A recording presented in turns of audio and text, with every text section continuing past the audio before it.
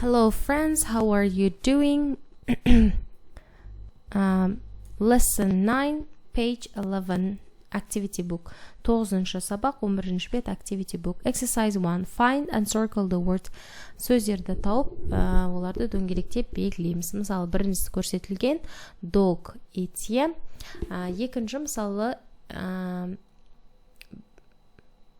bed деген сөз бар, екінші қатарда bed деген сөз бар. Bed дегеніміз бұл төсек. Үшінші қатарда бізде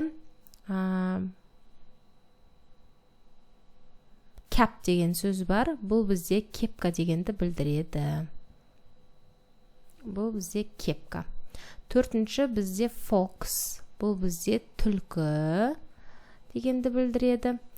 Бесінші қатарда бізде hen, бұл деген сөз тауық дегенді білдіреді.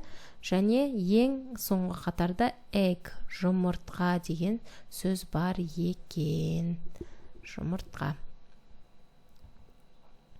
Осылай жақсылап өздеріңізге белгілеп аласыздар.